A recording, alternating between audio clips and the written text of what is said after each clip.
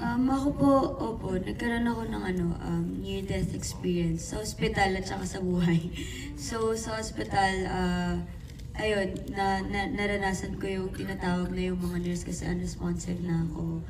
Tapos sa buhay naman, nakaranas na ako ng parang Julia moment na parang at a very young age, maga kong na-feel na parang ayoko na, parang tapos na ako, ganyan.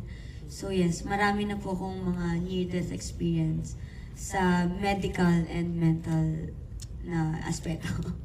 Anong natutunan mo from those experiences? Gaya po nung sabi ni Miss Lot and ni Ate Charlie, hindi naman kada makakasalamuhan natin, malalaman natin kung ano yung pinagdadaanan eh. Hindi naman porket may nagawang mali sa atin that day, kukutsay na natin, pagkasalitaan na natin ng masama, sisirain na natin yung araw nila dahil lang may inconvenience.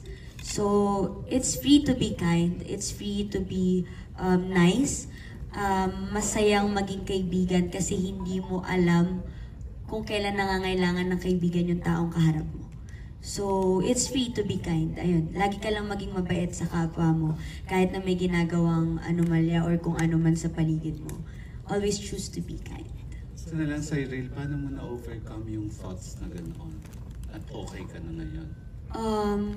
It's a long process po. It's not linear and at the same time, you really have to acknowledge it and you really have to ask for help.